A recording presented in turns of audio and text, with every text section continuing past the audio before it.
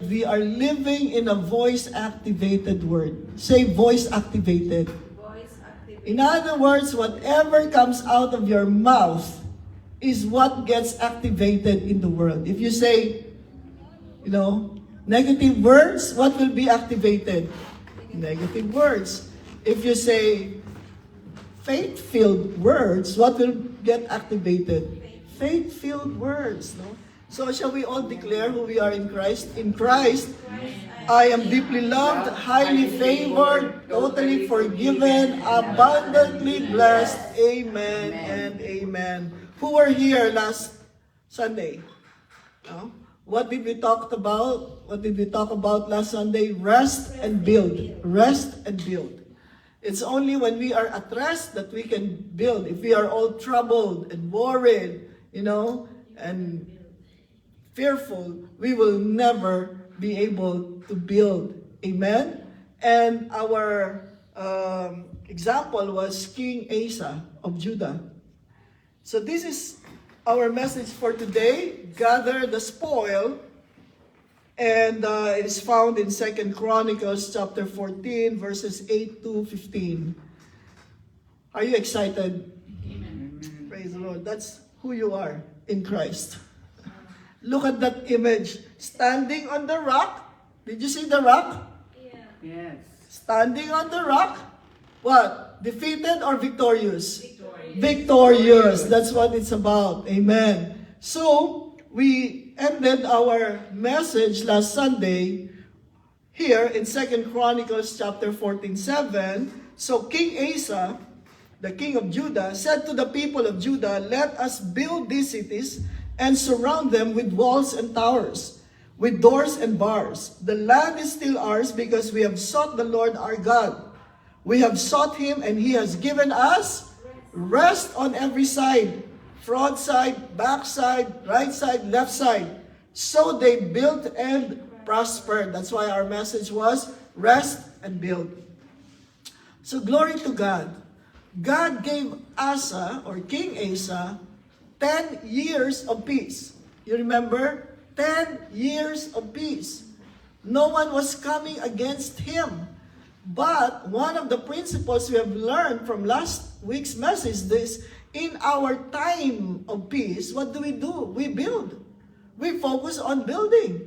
And that's exactly what Asa did. There were no enemies attacking him, so he built towers, he built walls, doors, and bars. And because he built, they prospered. So question, what are we building today that will prosper us? Are we building our spiritual life? Are we building our financial life? Are we building our physical life? Are we building our emotional life? We need to be building, amen, so that we will prosper. Without building anything, there will be no prospering, there will be no prosperity. Amen? Nandiyan ba tayo? Right? Even in our mental and intellectual life, we need to be building. That's why we need to be reading books as well. Okay? So, without building, there is no prosperity. So, during the 10-year period of peace in the land, King Asa did not only build walls and towers, he also built his army.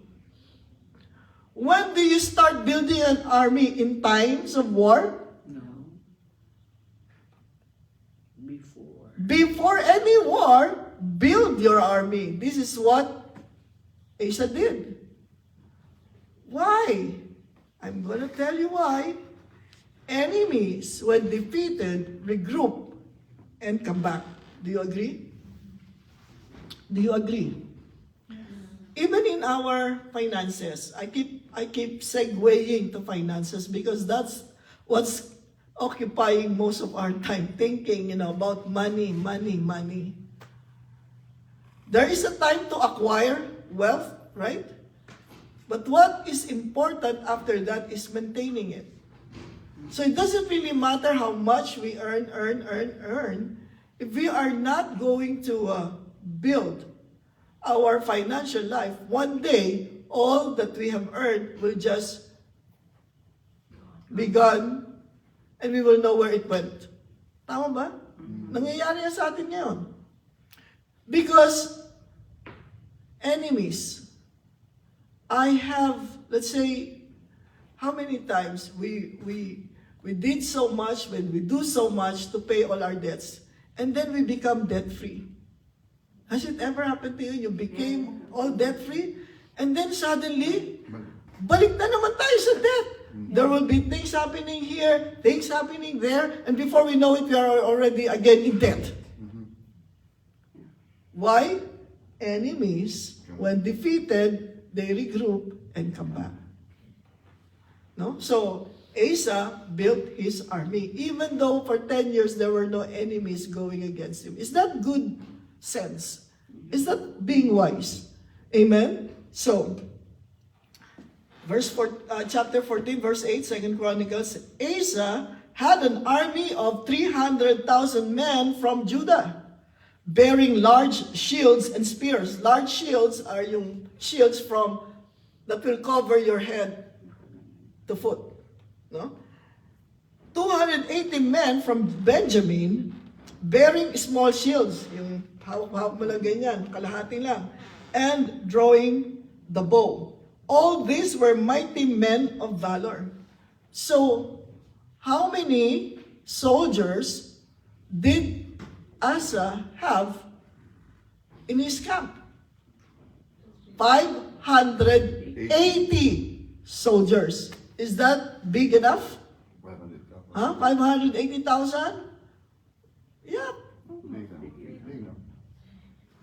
Pilipinas nga, bang walang pang 580,000 no? So Judah had 580 men with shields, no? And bow and spears. Then, verse 9, then Zerah, the Ethiopian, in some translation, Cushite, then Zerah, the Ethiopian, came against them with an army of how many? 1 million and 300 chariots. And they advanced as far as Maresha. Pakinggan niyo Maresha. Sarah's army, 1 million with 300 chariots. Yung 300 chariots na yan, in our time today, that could represent tanks. No? Mga tangke. Or even F-16s, F-50s, all these modern weaponry. Yeah, no? So, how about Asa's army? 580,000 with shields and bows. Do we have the advantage or disadvantage? Disadvantage. It's almost like we are fighting 2 Ethiopians against 1 Israel or Judah soldier. Outnumbered in so many ways. What will you do if you're... Now, let's put this in perspective. If I have $580 as my army, and my debt is 10,000. Sabihin na lang natin $10,000. 1,000 na nga lang eh. Hindi na million. Huwag na million. It's like, I only have the money I need, right? Is that a good situation to be? No. What do you think Asa will do? Outnumbered. Not only in soldiers, but in weaponry. And take note, the Zerah was advancing and has advanced to Maresha. Bakit? Why is Zerah, out of all the many cities in Judah, would concentrate on Maresha?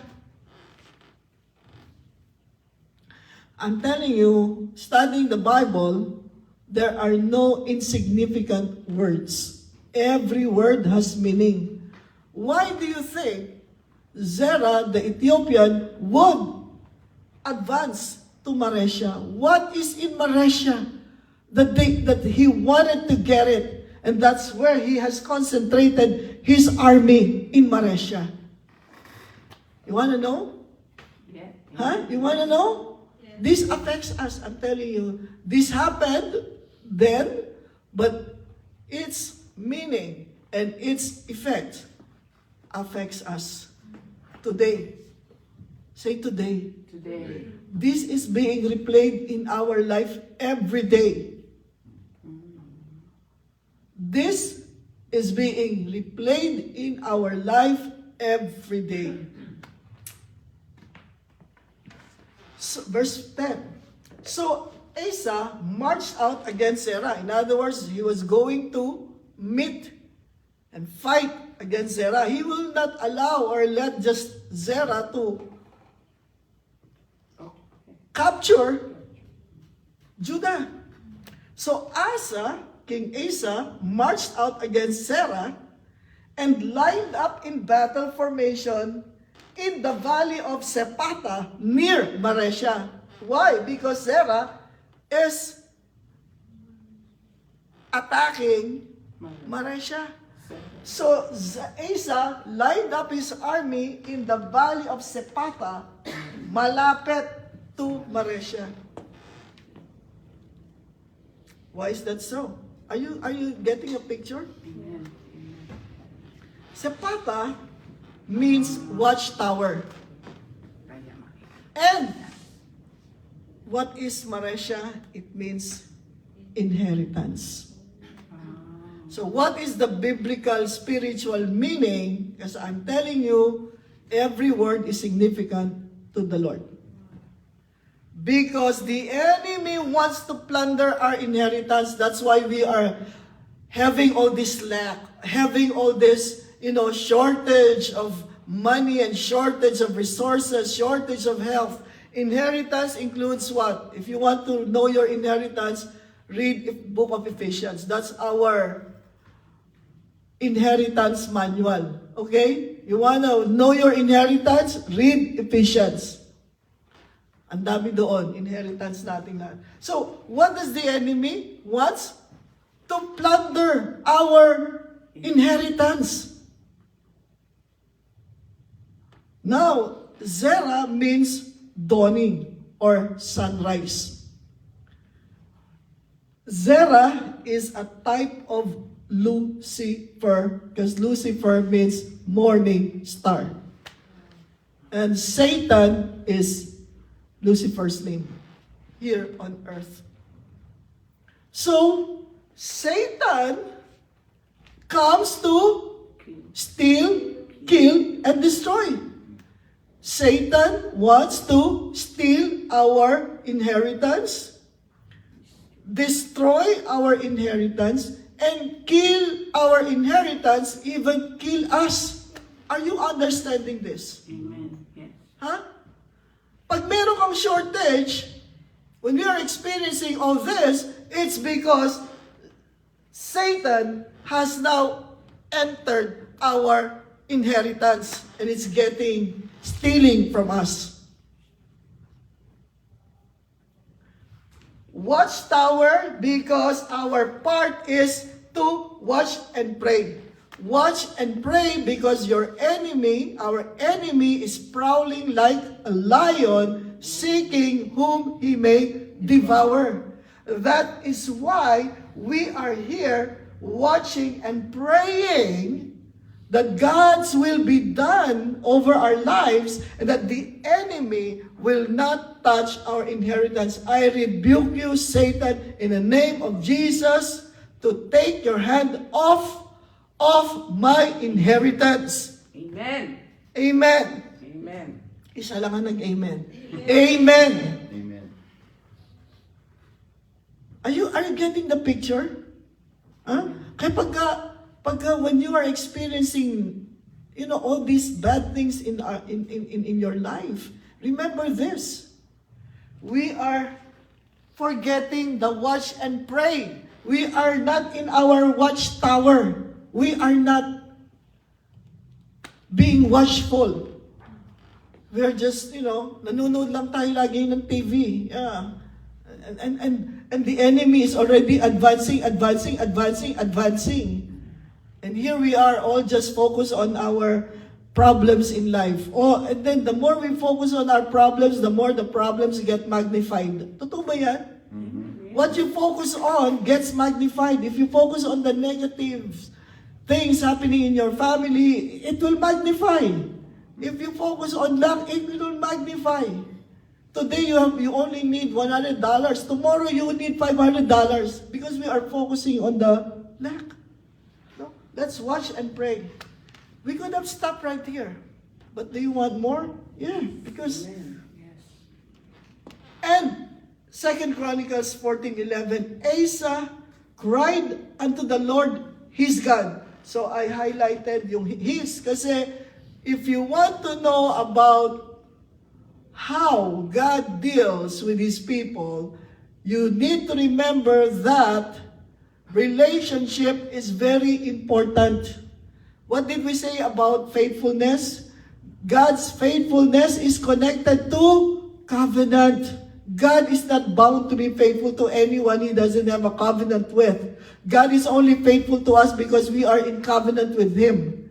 So, the Lord, His God. Asa is emphasizing what? His relationship with God. God is His God. The Lord is my shepherd. Hindi sinabing the Lord is the shepherd. The Lord is my shepherd. Is the Lord your God? You have to be able to say, the Lord, my God, Jesus, my Lord, and said, Lord, it is nothing with you to help, whether with many or with them that have no power. How do you say that? Lord, it is nothing to you to help. In other words, there is no problem with you helping, whether there are many or there is nothing. Lord, it doesn't matter to you. Even if only I have $500 or $1. That's not the problem with God. No, numbers never was a problem with God. He fed the multitude with 5 loaves and 2 fish. Amen? So quantity is never a problem with God. So Asa is saying, Lord, it is nothing with you to help. Whether we are 580,000 and they are 1 million, that's not a problem to you. Is it a problem to God? Amen. No. So that is Asa saying the truth. Yeah, Lord, it's not a problem to you that I have $10,000.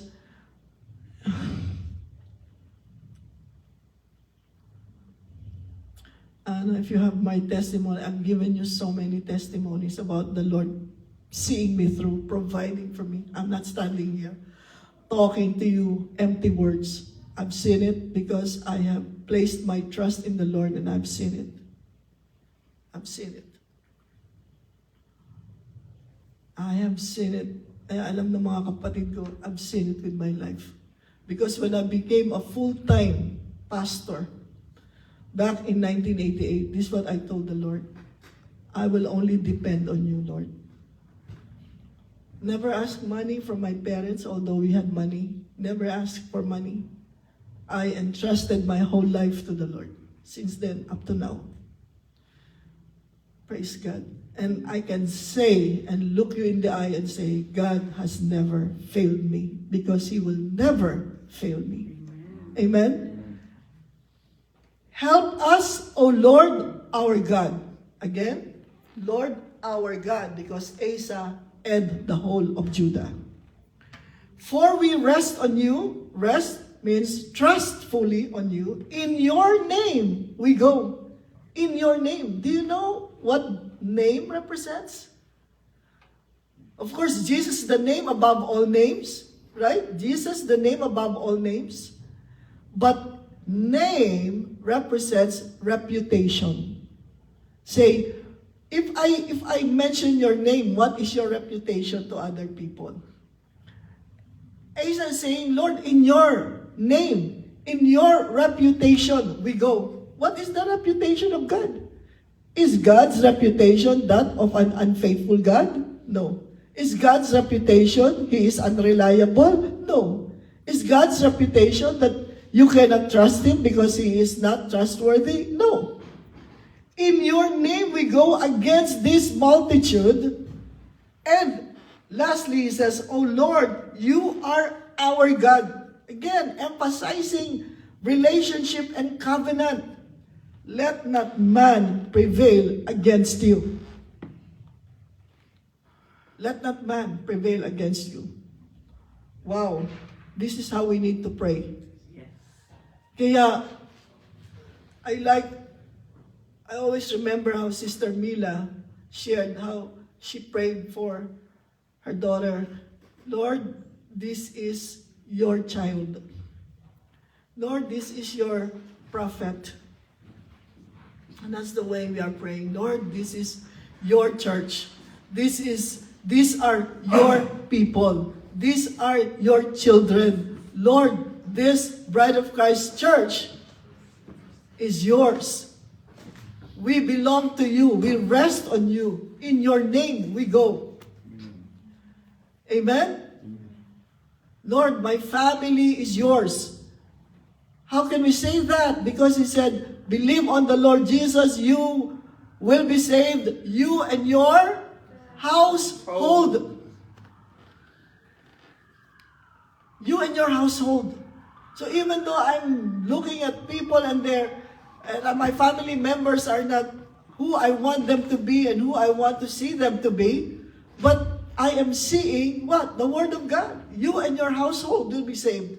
And that's enough for me. Okay? Verse 12, what happened? The Lord struck down. Oh, and He struck down. The Lord defeated the Ethiopians before Asa and Judah, and the Ethiopians fled. Who struck the Ethiopians? The Lord.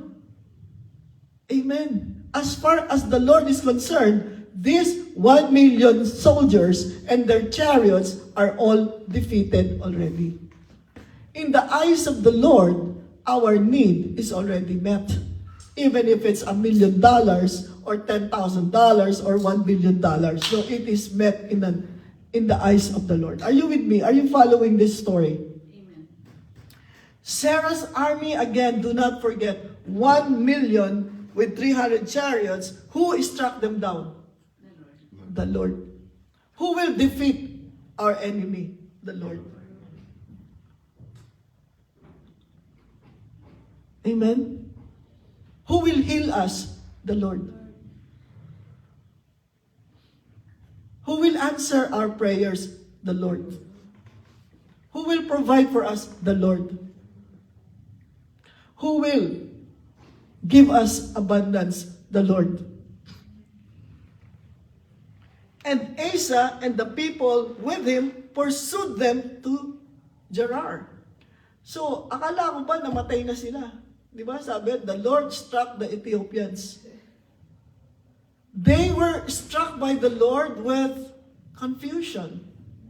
They do not know what, they just were there. They don't know why are we here? The Lord did not, the Bible does not specifically say what happened. It's just that they were defeated by the Lord. They were still alive, but they're already defeated because they don't know what to do. It's like they got confused.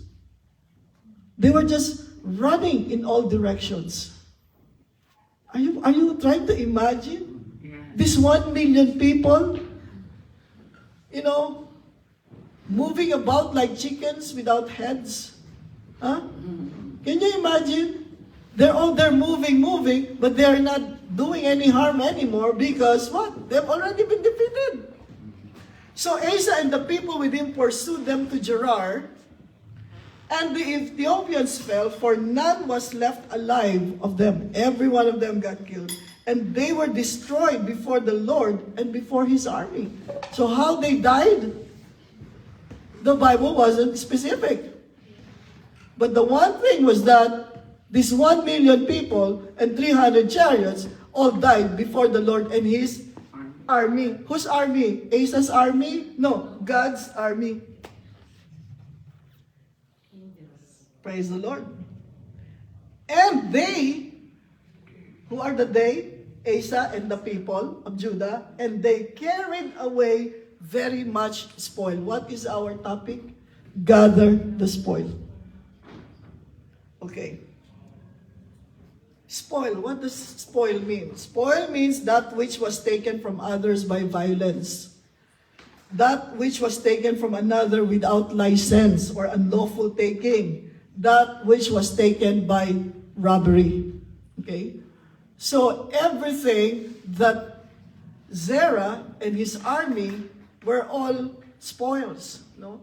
They must have taken it from somewhere else. But you know, when you go to the army, when you go to war, you are bringing with you a lot of supplies. Tama ba? So first mention of spoil, very important, is found in Genesis 14:11.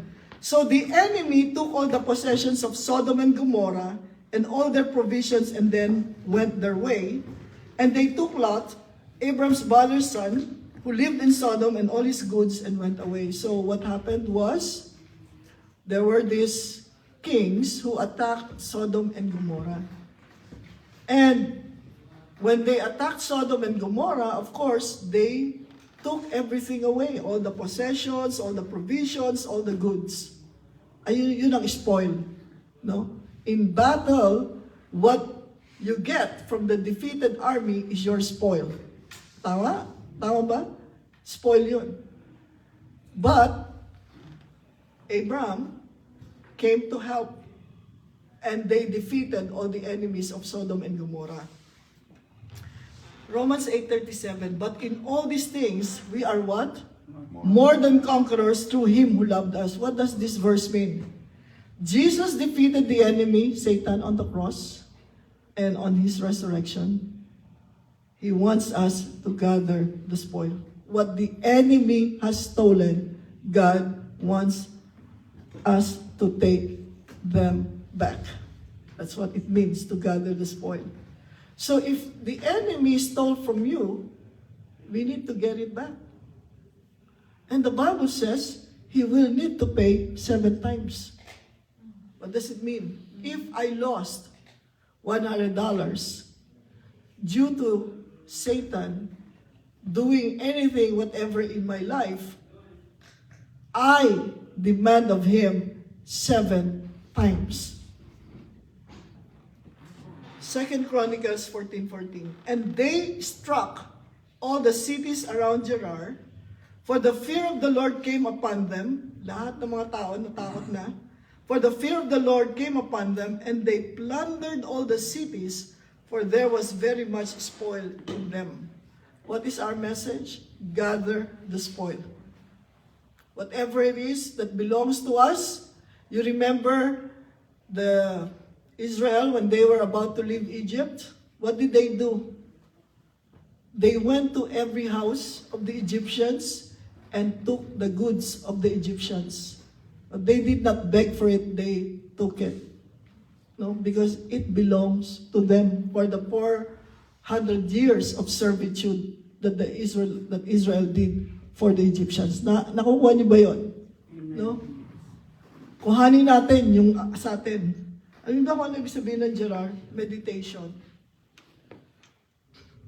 It's so important to meditate on the Word of God. To think, to spend. Pag katulad nito, you know, when you're reading the Word of God, you don't just read it like in one go and then that's it.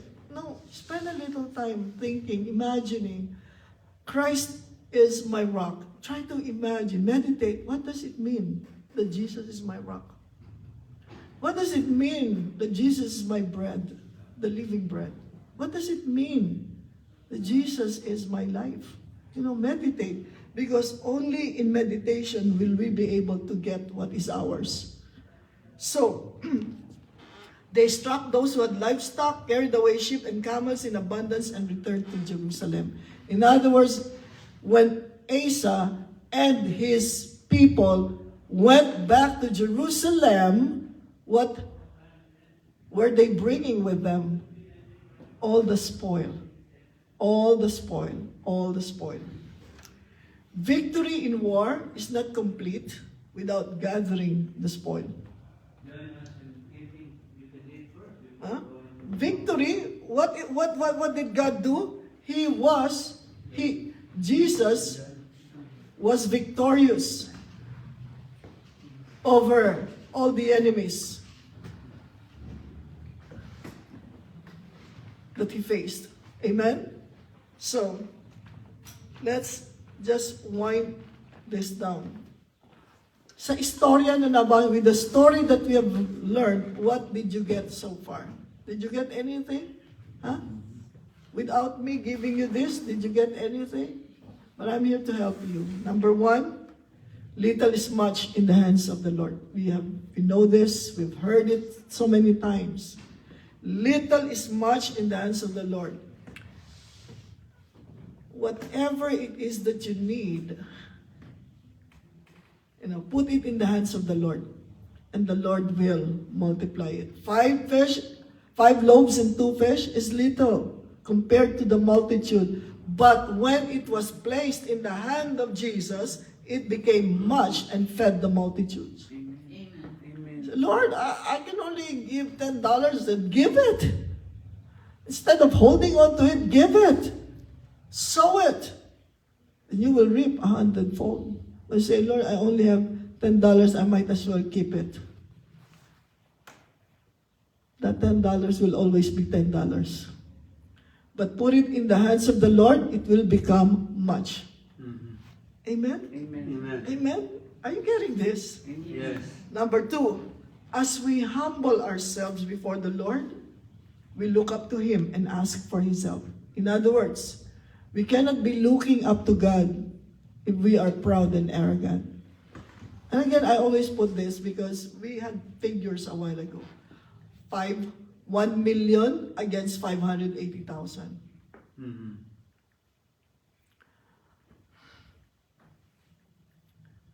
If Asa already just had confidence in himself, 580 to 1 million, that's not bad enough, right? We might be able to win here maybe by a long shot, but there's a possibility that we will win. But you know what Asa did? He humbled himself before the Lord. Only the humble will look up to God and ask for His help. If we are proud, we will not ask for help. And that's the reason why we are not willing to put our little in God's hands. Because we are being proud about that little that we have.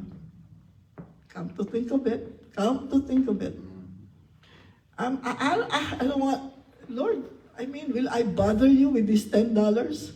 Yeah, bother Him because He wants to be bothered. Amen? Are you with me? Yeah. I'm telling you this.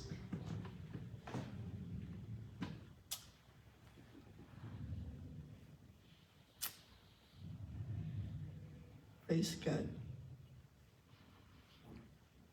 Let us not be so proud before the Lord. Instead, humble ourselves before the Lord so we can look up to Him. Only as we humble ourselves are we able to look up to Him and ask for help. Actually, mga ayaw humingi ng tulong, proud. Those who don't want to ask God for help, they are proud. Oh, I can handle this. I can manage this. That's why we're not asking God for help. Are you with me? Are you learning anything from this? Number 3, when the Lord is on our side, we are always in the majority. You and God is always the majority. Amen. Amen? If God be for us, who can be against us? Amen. Amen.